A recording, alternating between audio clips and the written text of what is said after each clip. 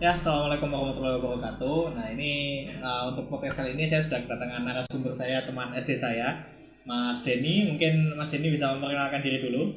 Oke, saya Denny. Kita dulu kan temen SD ya. Waktu SD dulu, SD Kediri. Waktu SD kita temen, terus sehabis lulus SD kita pisah karena saya pindah ke Jember. Nggak pernah ketemu lagi sampai akhirnya apa ya? Kuliah ya. Kuliah, oke. Sopo tuh kayak Aziz atau Siska waktu itu ngajak bubar waktu itu. Tuh, itu pertama kali kita reunian lagi setelah sekian lama. Iya sih. Terus next. Oke, jadi Mas Denny ini salah satu sekarang kesibukannya adalah seorang videografer. Beliau biasa untuk menangani videografer baik itu mulai dari profiling produk, profiling usaha maupun profiling kampus juga nih yang terakhir saya cek di Instagramnya di portofolionya sudah ada untuk profiling salah satu lembaga atau fakultas kemarin itu Mas? Kemarin fakultas biologi yang ada di UB Malang. Ya, jadi fakultas biologinya ya. Fakultas biologi. Oke, jadi sudah sampai level mengerjakan kerjaannya kampus ya, selain tentunya urusan yang paling banyak. Ini saya bersyukur sekali beliau hari ini berkenan hadir, padahal saya tahu ini adalah waktu padat-padatnya orang menikah, lagi waktu banyak.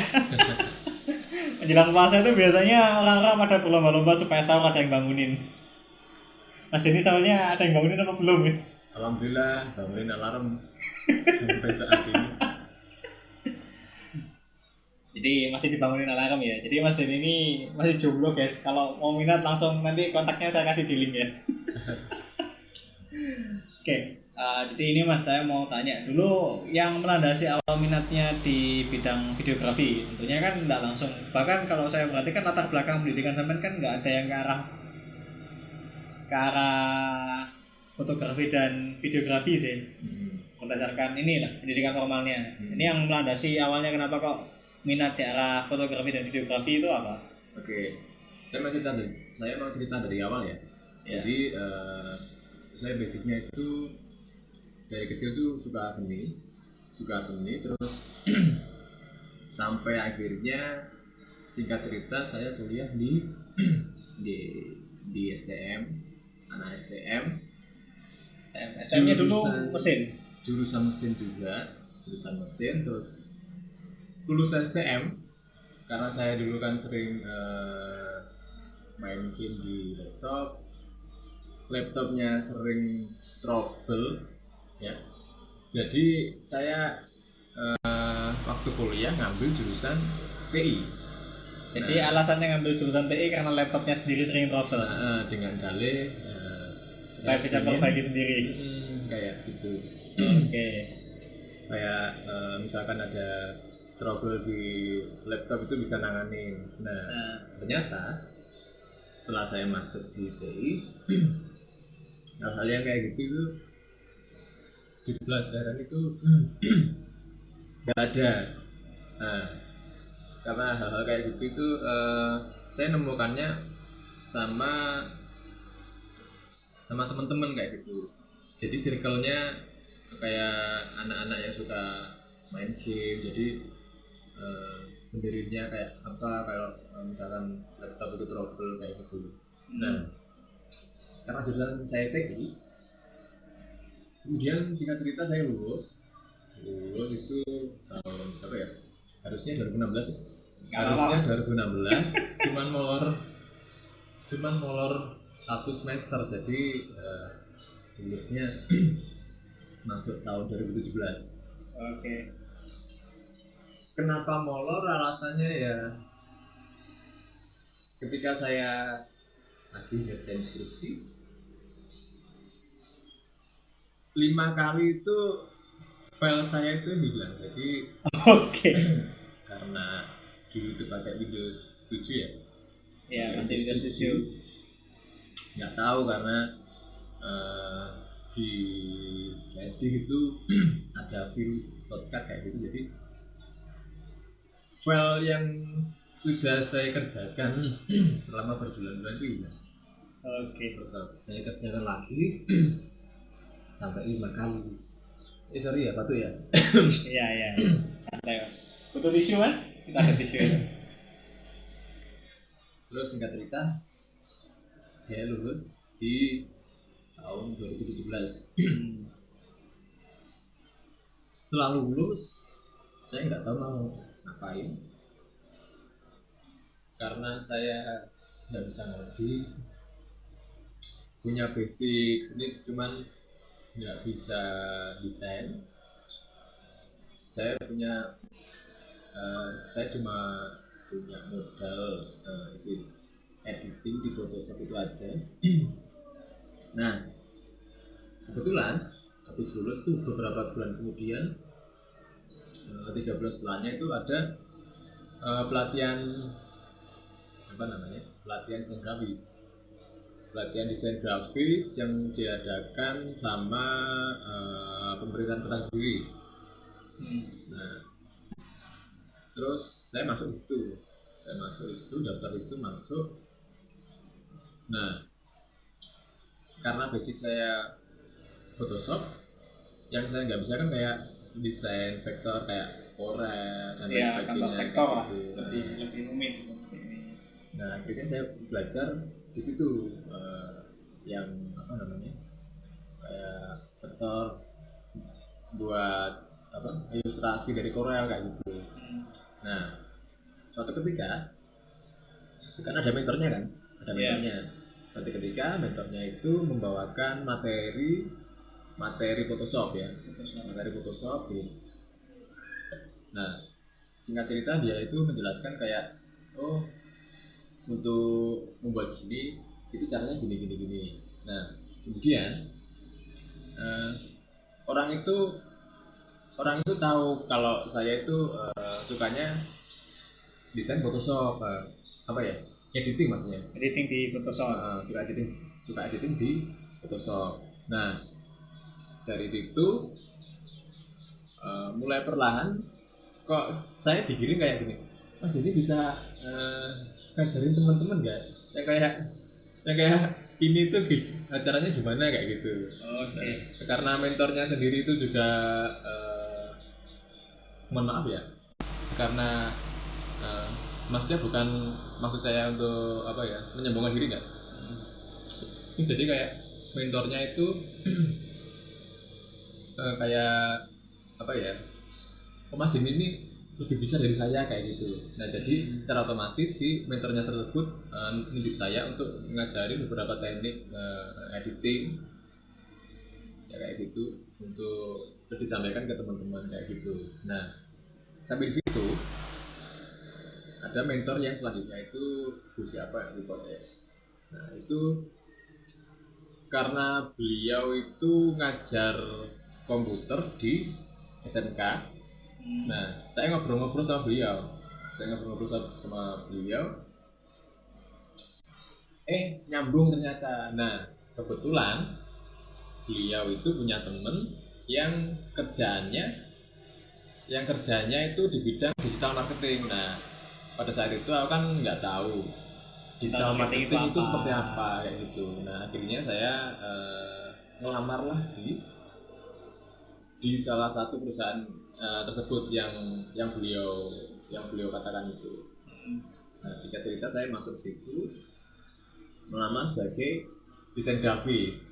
Okay. Nah, ternyata desain grafis di situ sudah ada yang isi slotnya. Jadi yang tersisa cuman CS, customer service, untuk pelayanan customer kayak gitu ya.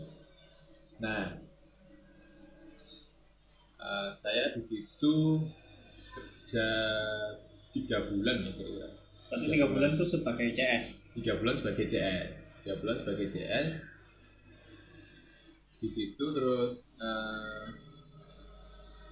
kan selama saya kerja di situ setiap seminggu 2 kali kan ada ngajinya.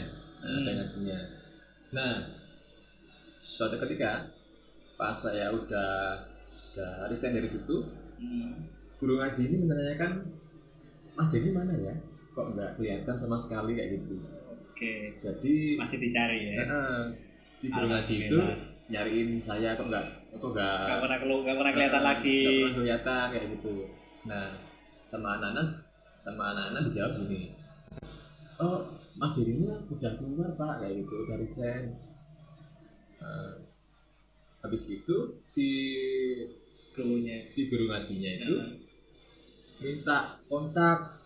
minta kontaknya saya dan bilang ke ke teman-teman bahwa si guru ngaji ini dia butuh seorang desain grafis kayak gitu. Nah teman-teman tuh bilang, oh Mas ini bisa Pak kayak gitu. Terus dikasihlah kontak ke si guru ngaji tersebut. Gak lama kemudian si bapak tersebut itu namanya Pak Afif ya namanya Pak Afif. Nah itu kontak saya, Mas ini kira-kira bisa nggak ya? Saya butuh seorang desain grafis gini. Nah akhirnya singkat cerita saya ACC lah maksudnya Masuk mau lah sebagai desain grafis kayak gitu. Cuman remote. Oke. Di tahun berapa ya? Di tahun 2018.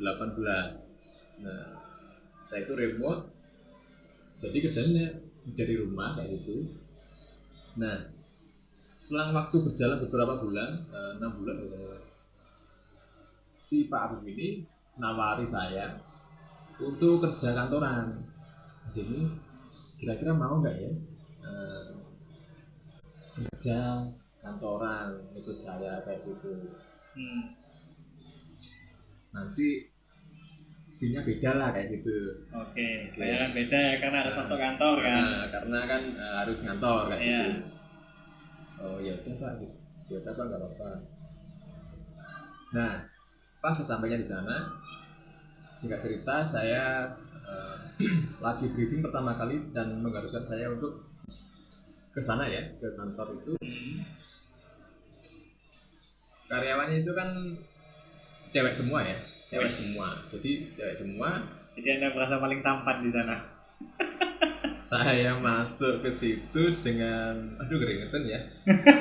Karena ya mungkin grogi atau gimana, karena anak STM nggak pernah itu atau waktu di sana itu berarti pertama kali pengalaman masuk ya kalau misalnya kayak kerja sebagai CS atau apa itu bisa dibilang belum sepenuhnya kayak full time worker kalau di digital marketing ya Mas ya, soalnya kan dia nggak harus tuntutan model kayak masuk di pakaian rapi harus ke kantor kayak ini. Yang penting kan kalau CS digital marketing biasanya ini yang banyak main di telepon kan dulu. Ini berarti itu pertama kali yang tawaran dari guru ngaji itu pertama kalinya untuk masuk kantoran gedung gitu. Jadi kayak maksudnya kantoran tuh kayak startup gitu ya. Startup. Lebih ke startup. Apa ya? Kayak gitu lah. Nah, setelah saya masuk di situ, ternyata si Pak Afif ini orangnya sangat melebihi dari kalau saya rasa ya melebihi dari perusahaan yang saya itu ya yang dulu saya kerja sebagai CS itu. Iya. Ternyata orangnya punya karyawan, punya usaha yang notabene itu lumayan gede kayak gitu. Jadi guru ngaji hanya untuk menyampaikan ilmu. Nah kayak gitu. Okay. Orangnya itu nggak kelihatan kalau orang ini punya bisnis gede kayak gitu. Nah dari situ awal mula saya belajar perlahan kayak digital marketing itu gimana. Terus habis itu saya di situ kan posisinya sebagai desain grafis ya. Yeah. Nah mulai dari situ saya banyak job desk kayak desain, terus habis itu merambah ke video buat iklan video kayak gitu. Nah sebelumnya kan saya nggak pernah bikin video.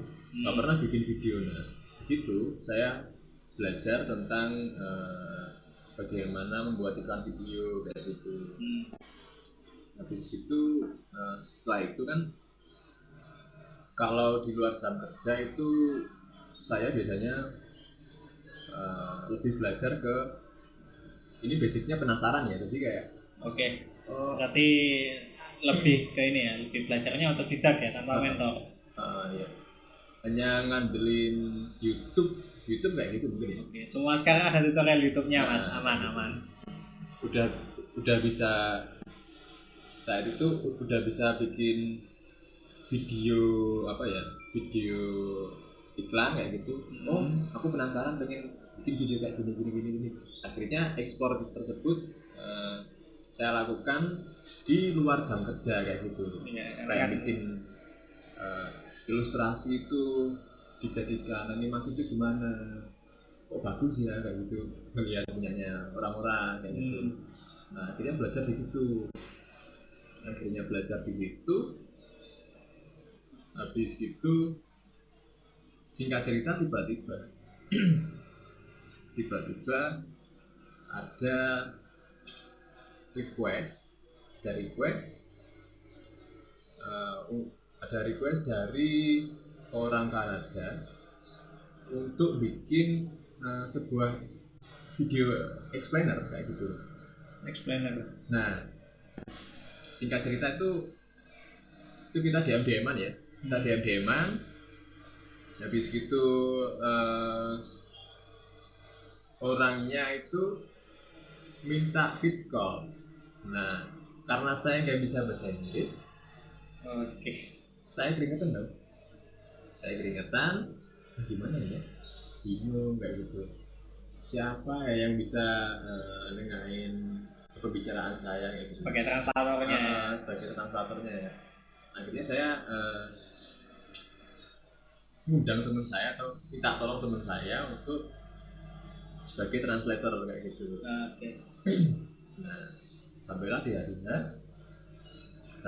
hari Zoom meeting ya, karena voice-nya kan jauh. Udah pakai Zoom ya? Kalau zaman dulu saya masih Skype, zaman waktu saya masih kuliah dulu interviewnya. Pakai Zoom meeting. Terus habis itu briefing. Karena di situ saya cenderung diam.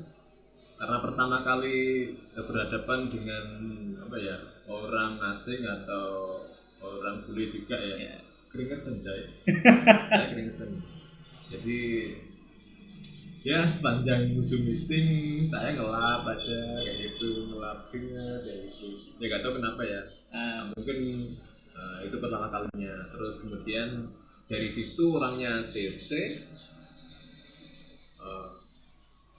Kemudian order saya kerjakan sama tim kayak gitu. Saya punya teman yang yang bisa bantu saya maksudnya. Nah itu. Nah dari situ saya kepikiran. Nah juga ya ngerjain kerja dengan hobi yang kita kayak gitu ya. Nah, gimana ya ngomongnya? Ya kalau ini model kayak hobi yang dibayar kayak gitu ya. Hobi yang dibayar. Awalnya coba-coba. Tapi kok enak. Lanjut bang. Lanjut. Terus itu di luar jam kerja ya. Jadi saya itu masih kerja di Pak Afif, si guru ngaji saya dulu. Dan kalau di luar jam kerja, ya itu tadi ada orang Kanada yang tiba-tiba kontak saya kayak gitu. Itu awalnya Mas, kalau boleh diceritakan kok sampai dikontak orang Kanada? Kalau biasanya sih pengalaman saya, kalau untuk orang luar negeri lihat ini kan dia melihat portofolio dulu sebelum dia meyakinkan. Berarti sebelum waktu ketika kerja di Pak Afif ini berarti sampai sudah mulai menata portofolio ininya. Nah ini jadi untuk tips untuk teman-teman ya. Jadi saya itu punya portofolionya sedikit sekali untuk portofolio animasi maksudnya itu sedikit sekali. Terus saya punya ide kayak gini, repost karya para orang-orang kayak gitu. Jadi saya punya akun sendiri, jadi akunnya itu saya khususkan untuk merepost orang-orang yang dengan tujuan saya untuk mengapresiasi para animator tersebut. Nah, jadi kalau misalkan ada calon klien yang pengen animasi kayak gini, langsung aja ngontak si animatornya tersebut. Nah, kayak gitu. Nah, karena audiensnya random ya, random banget. Nah di situ kan udah tertera ini karyanya ini karyanya ini. Nah, maksud saya itu kalau misalkan bikin karya kayak gini ya ngontaklah si animator tersebut kayak gitu. Nah, karena audiensnya random, orang itu ngontak ke saya langsung, jadi ke akun repost tersebut, Mas bisa nggak bikin kayak gini. Accidental click ya. Nah, kayak gitu. Mau nolak juga peluang. Mau ngiyain juga sulit banget ini kayaknya kayak gitu. Akhirnya saya tekad kayak gitu. Nah, singkat cerita di tengah-tengah itu di tengah tahun 2020 saya resign dari Apip. Nah, secara bersamaan karena 2020 itu lagi parah-parahnya COVID ya. Ya, awal-awal pandemi lah. Awal-awal pandemi, semua bisnis itu kayak mengalami penurunan. Nah, saya merasa kayak bisnis yang maksudnya yang saya jalankan ini kok menurun ya kayak gitu ya. Menurun ya. Yang animasi ini animator. Yang animasi ini. Nah, kemudian saya putar otak kayak gini. Oh iya, aku pengen coba ini karena lagi booming. Dulu kan booming orang-orang goes ya. Yeah. Orang-orang yang suka sepeda, orang-orang pada beli sepeda kayak gitu kan. Nah, teman saya itu kebetulan agen pembuatan jersey. Nah, saya nimbrung di situ. Terus 2 minggu pertama itu saya menyiapkan karena pertama kali ini ya membuka usaha jersey. Nah, 2 minggu pertama itu saya nyiapin kayak manajemen itu ya. Kayak pembukuan kayak gitu ya. Kayak pembukuan. Jadi orang order itu gimana, nangannya gimana, kalau misalkan refund itu gimana, saya tulis semuanya. Uang masuk, uang keluar tuh seberapa kayak gitu. Ada orderan tanggal ini saya catat semua. Nah, kayak gitu baru kemudian saya action jualan. Nah, kita jualan karena kalau orang Jawa itu kasarannya ngomongnya babat ya. Jadi awal-awal jualan itu saya mau bikin jalan pintas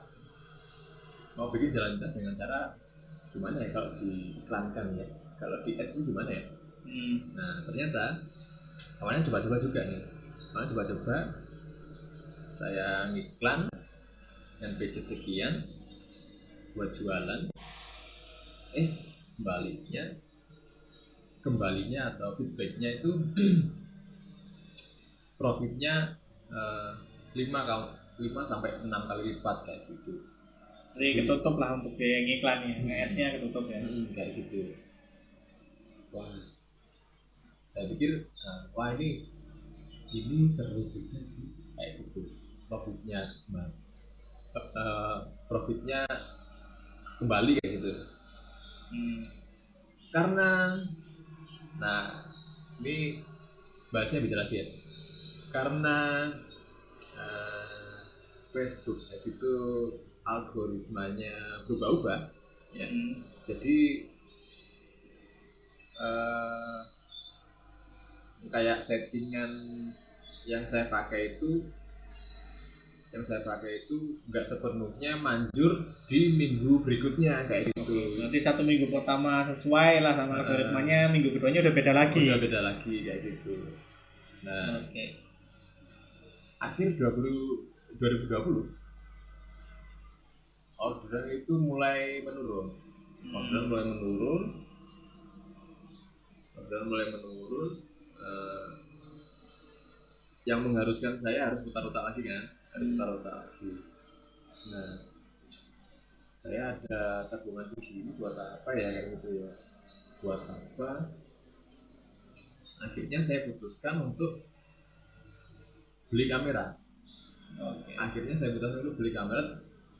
Tapi sebelum beli kamera itu saya itu udah berpikir kayak gini.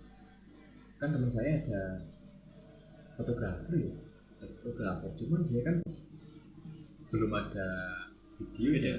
Ini temennya murni fotografer aja ya. Dia kan belum punya kru videografer, dan sedangkan dia juga itu lagi merintis fotografer kayak gitu. Oke lah, aku kontak temen,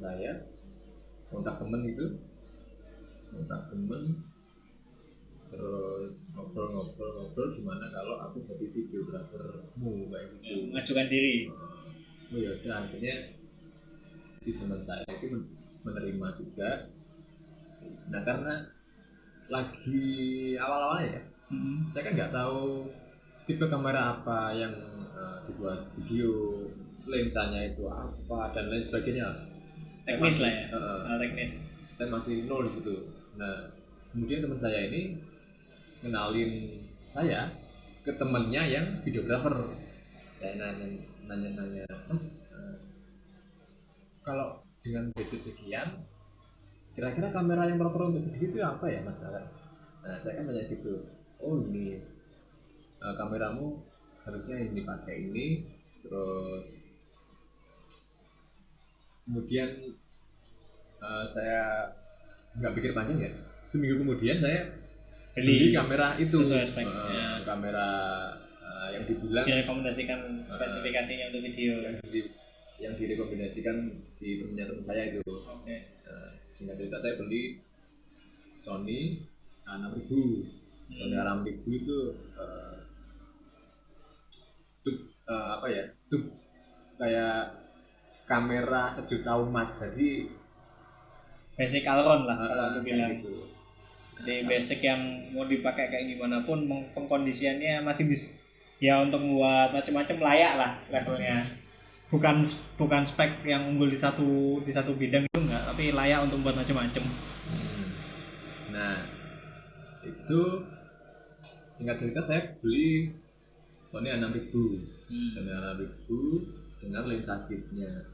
Nah, pas saat itu ya, saya kan nggak tahu kalau kamera itu bisa dibeli dengan maksudnya bisa dibeli bodinya aja kayak gitu. Bisa dibeli bodinya aja tanpa tanpa lensanya. Nah, udah terlanjur beli kan sama lensanya.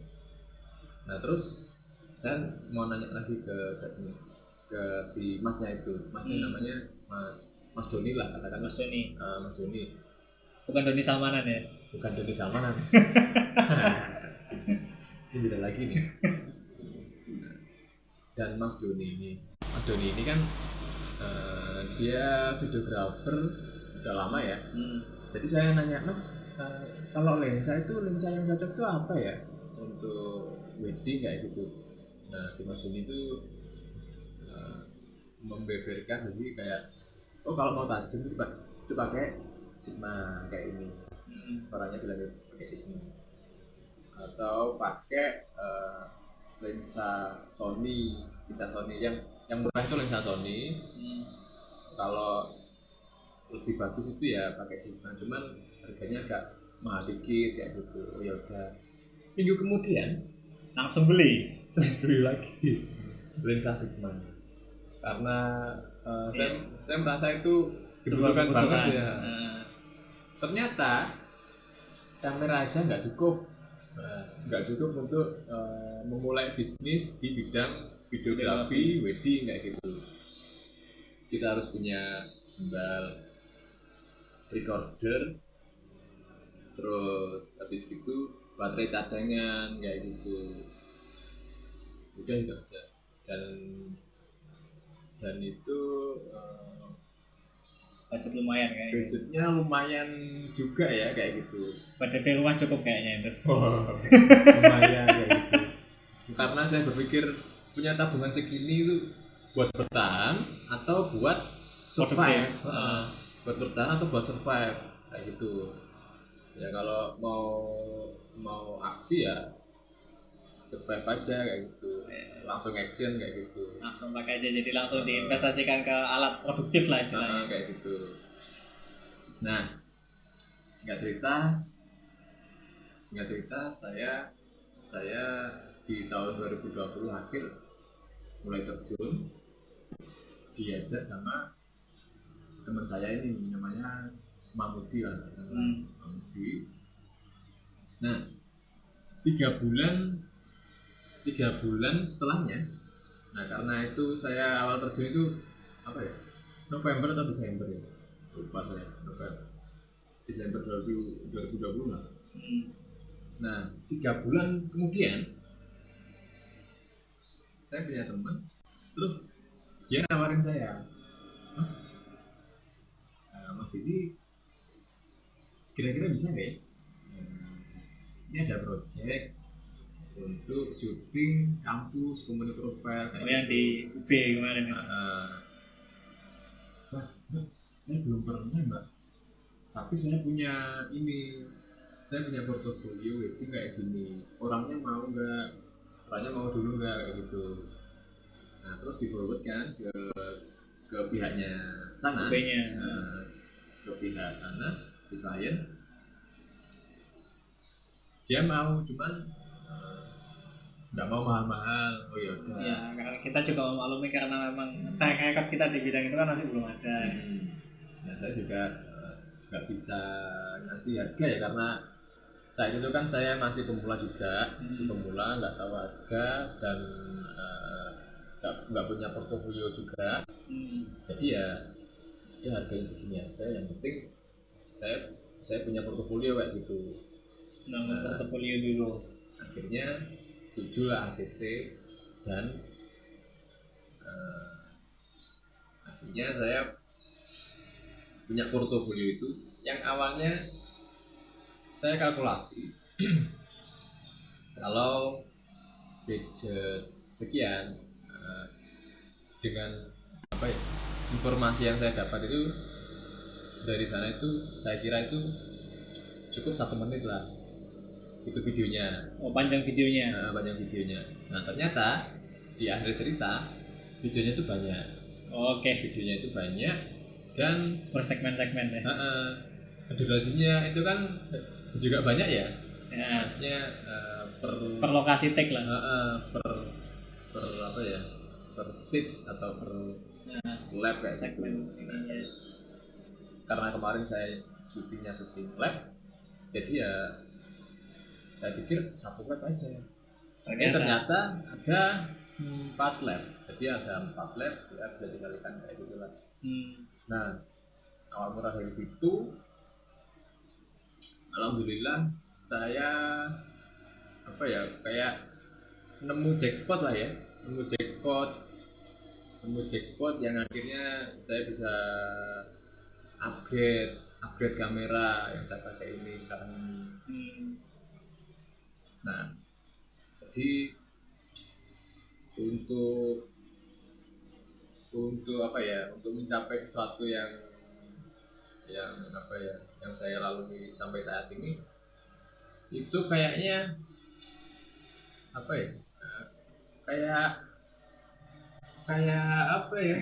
jackpot banget gitu. Iya, karena banget. Saya sendiri tidak menyangka seorang Mas Denny itu ya gimana ya, saya masih ingat dulu 2017 lah, kita masih galau kapan kita lulus ya.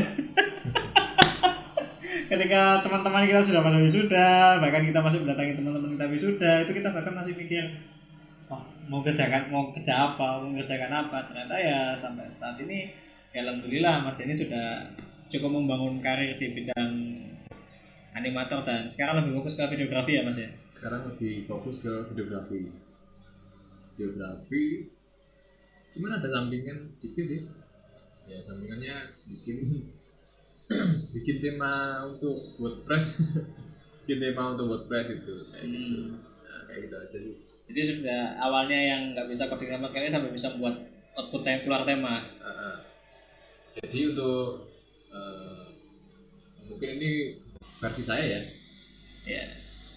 Untuk mencapai apa yang kita inginkan itu sebenarnya kita jangan membatasi diri untuk belajar lebih lagi kayak gitu. Dan ini adalah sedikit tips ya. Circle itu sebenarnya mempengaruhi. Itu sebenarnya mempengaruhi apa ya? Siklus alur kehidupan kita kayak gitu. Misalkan kita punya circle anak tongkrongan sama circle-nya orang-orang yang bisnismen. Nah itu udah beda kayak gitu. Kalau pengen santai-santai, misalkan healing ya katakanlah ya, healing atau melepaskan penat kerja itu ya nongkrong. Sekali nongkrong nggak apa-apa. Nongkrong sama yang anak-anak tongkrongan itu nggak apa-apa. Cuman kalau kalian butuh circle, kalau butuh jalur untuk menuju ke atas ya kalian harus menemukan circle yang benar-benar maju kayak gitu, kayak circle-nya orang-orang bisnismen, orang-orang kantoran, dan itu ketika kita masuk di situ mindset satu orang dengan yang lainnya itu pasti berbeda kayak gitu. Itu yang saya dapatkan selama ini sih yang saya dapat. Nah di situ timbullah motivasi ya kayak membangun kita agar lebih bisa berkarya lebih, atau kayak gini, kamu kalau berada di posisi ini jangan nyerah kayak gitu. Kamu harus belajar gini. Nah itu motivasi yang saya dapatkan saat berada di circle yang berbeda kayak gitu. Motivasinya pun juga berbeda pasti. Ya, sudut pandang masalahnya beda. Kayak gitu. Ada yang mana sudut masalah itu sebagai bahan keundelan, ada yang masalah itu sebagai sebuah peluang untuk naik kelas lah istilahnya. Nah kayak gitu. Nah itu mungkin cerita dari saya dan tips ya versi saya mungkin ya. Oke. Jadi ini ya kalau saya tarik kesimpulan tadi, tipsnya untuk ini ya kalau menghadapi tantangan apa aja di depan oportunis boleh lah. Jadi belajar aja dengan, kalau nggak bisa ya sudah jangan bilang nggak bisa gitu loh. Ya udah ambil, terima, pelajari, coba kerjakan. Perkara ACC enggak urusan belakang ya. Ya karena kan itu pasti proses lah di balik ceritanya Mas Denny yang sampai dapat klien luar negeri itu pasti beberapa kali untuk pengajuan pekerjaan udah pernah ditolak kan? Nah, jadi itu dulu itu ini yang belum saya sampaikan ya. Jadi pas awal-awal saya belajar animasi,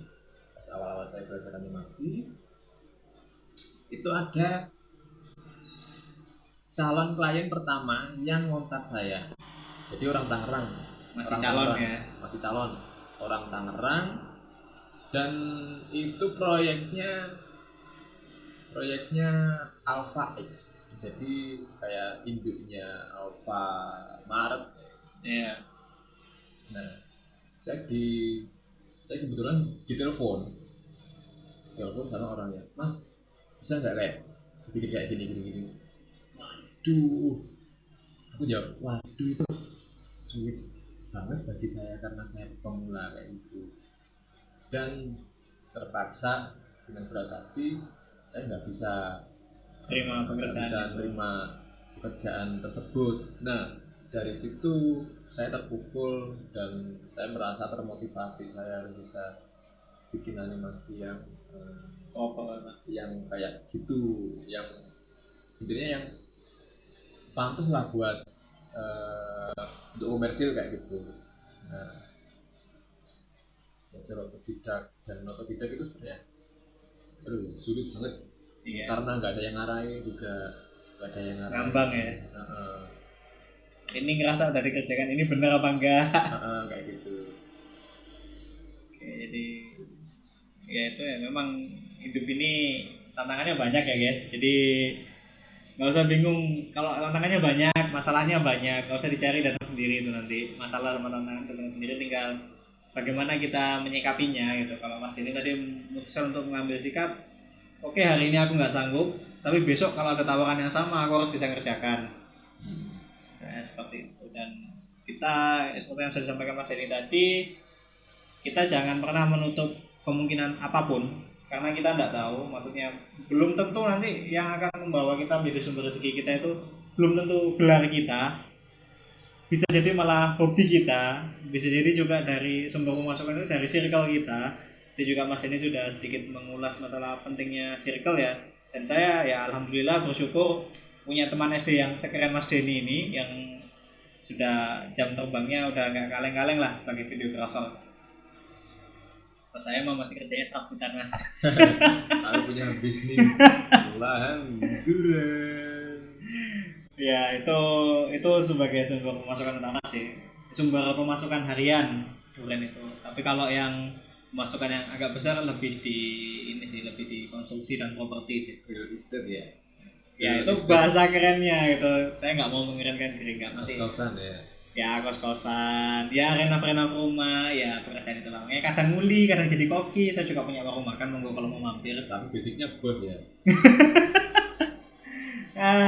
Kalau bos enggak juga, soalnya kalau mulai dari durian terus makanan itu seperti yang disampaikan Mas Denny. Jadi saya dulu latar belakang pendidikan saya di komputer terapan, di perikanan, dan S2-nya di biologi malah. Tapi karena masak itu hobi pribadi. Ketika saya masih kuliah di Surabaya dulu, saya sempat ambil sertifikasi masak. Jadi saya sebenarnya punya sertifikasi tata boga, walaupun tidak saya perpanjang karena saya merasa tidak perlu untuk saya perpanjang.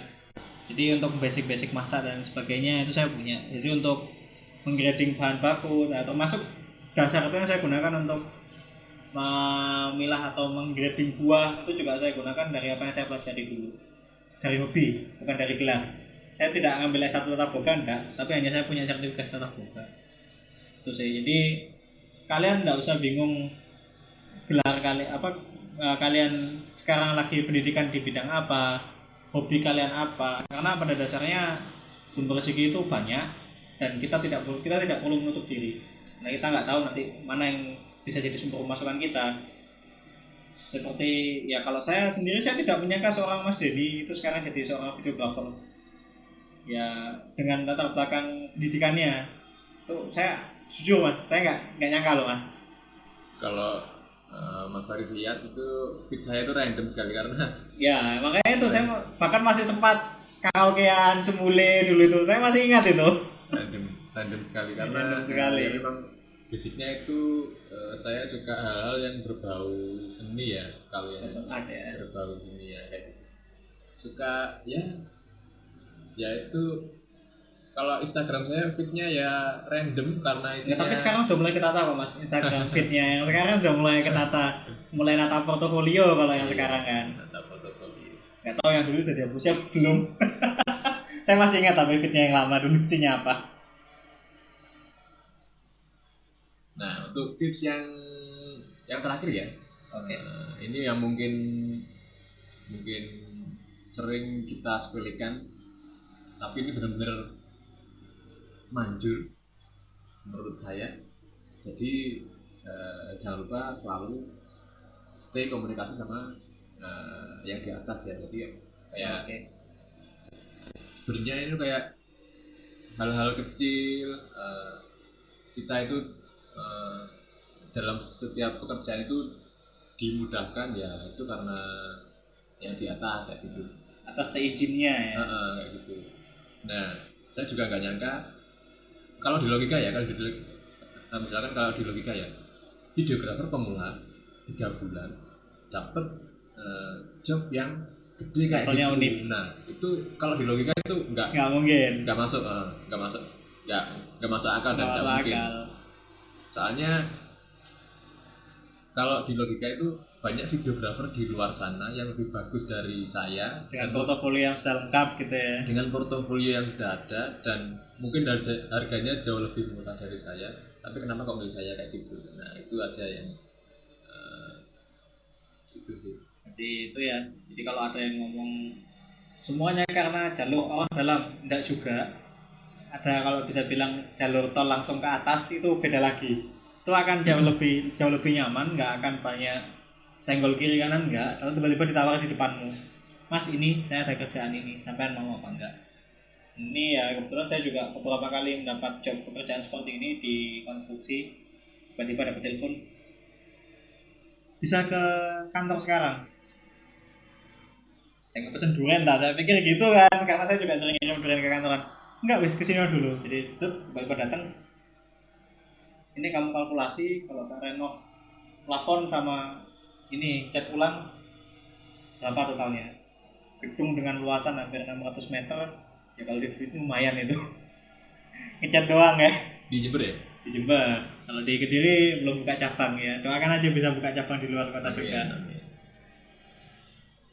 Ya seperti itu ya. Memang itu tidak bisa saya mungkiri karena kita berdua juga mulai SD itu ini kan sudah didekatkan dengan pendidikan agama.